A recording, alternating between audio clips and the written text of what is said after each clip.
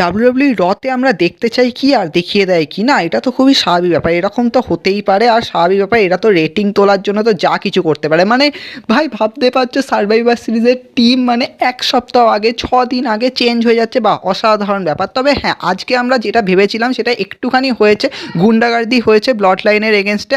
Blood line করেছে গুন্ডাগার্দি বিগির ওপর, আর এটা গাইজ খুবই ভালো লেগেছে, কারণ বিগি খেপে ঝোল হয়ে গেছে, বলছে তুমি উডসের ওপর এরকম করেছো, কিং উডসের ওপর, তার সাথে কফির ওপর এরকম করেছে, আমি ছেড়ে দেবো না বলে রোমানকে ব্লা ব্লা ব্লা ব্লা শোনাচ্ছিল। তারপর তো কেভিন ওয়েন্স এসে একটুখানি মানে নাটক আমি করলো।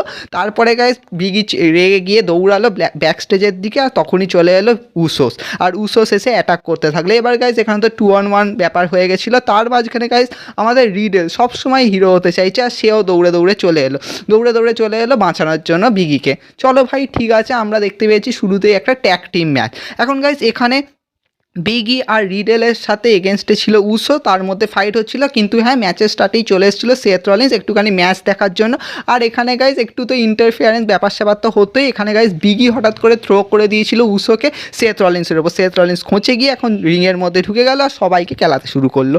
এখন গাইজ খেলাতে গাইজ রিডেলকে খেলিয়ে দিয়েছে, আর স্বাভাবিক ব্যাপার রেন্ডি অর্টন তো খোঁচে ফায়ার হয়ে গেছে, চলে এসছে মাঝখানে দিয়ে শুরু হয়ে গেল আবার একটা 6-man ট্যাগ টিম ম্যাচ। মানে 4 ম্যান থেকে 6 ম্যান হয়ে গেল, আর রেন্ডিও এখানে আর কেউ উড়িয়ে দিল।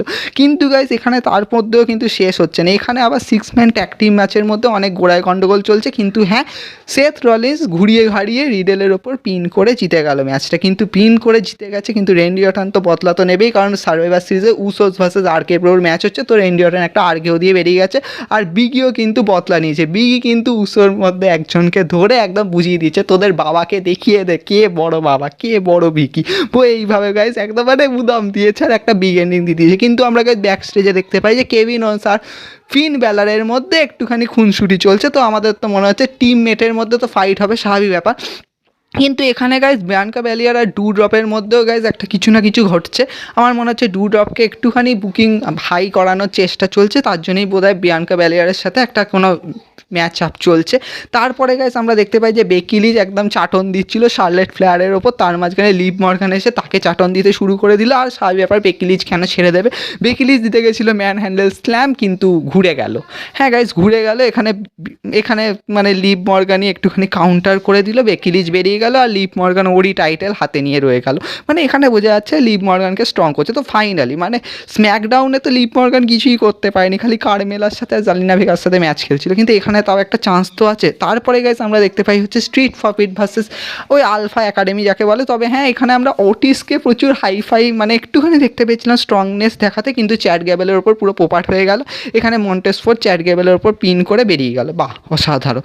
তারপরে গাইজ আমরা দেখতে পাই হচ্ছে স্বাভাবিক ব্যাপার, এখানে একটুখানি উইমেন্স ডিভিশনকে দেখানোই হচ্ছে। অনেকদিন আমরা নিকিয়াসকে দেখিনি, তো এখানে রিয়া রিপ্লি নিকিয়াস এগেনস্ট হচ্ছিল যে জালিনা ভেগা আর কারমেলা, যেখানে জালিনা ভেগা নিকিয়াসকে হারিয়েছিল আর রিয়া রিপ্লি কারমেলাকে হারিয়েছে। আর তার মধ্যে আমার মনে হচ্ছে যে কারমেলা জালিনা ভেগার টিম কোনো না কোনোভাবে ওই tag team title women's tag team টাইটেলের সামনাসামনি আসবে। তারপরে গাইজ আমরা দেখতে পাই হচ্ছে Kevin Owens versus Finn Balor. তো আমার মনে হচ্ছে এখানে কেভিন ওয়েন্সকে কিন্তু হিল দেখাবে। তো স্বাভাবিক ব্যাপার, এখানে কেভিন ওয়েন্সকে জিতিয়ে দিয়েছে, তো অসুবিধা কিছু নেই, ভালোই হচ্ছে। কেভিন ওয়েন্সকে হিল দেখানো খুব দরকার, কারণ এরকম কেভিন ওয়েন্স খুবই মানে আজব লাগে। তোমরা ভাবো তো, যখন ইউনিভার্সাল চ্যাম্পিয়ন হয়েছে তখন কেভিন ওয়েন্স কীরকম ছিল, ওটাই কিন্তু আমার মনে হয় বেস্ট কেভিন ওয়েন্স ছিল, জাস্ট ফাইট ওয়েন্স ফাইট। তারপরে আমি গাইজ এখানে দেখতে পাইছি এজে স্টাইল আর ওমোসের সাথে ম্যাচ হচ্ছে, ওই যে কি ডার্টি ডগ। তো স্বাভাবিক ব্যাপার, ডার্টি ডগস আর কী করবে, জায়ান্ট ওমোসের কাছে হেরে গেছে। তো এখানে আমার মনে হচ্ছে যে এজে স্টাইল আর ওমোসকে এখনও কন্টিনিউ চালাবে। কিন্তু গাইস আমাদের রয়ের যে মেন ইভেন্ট ছিল সেটা ছিল ববি ল্যাশলি ভার্সেস ড্যামি মিস্টেরিও। আর স্বাভাবিক ব্যাপার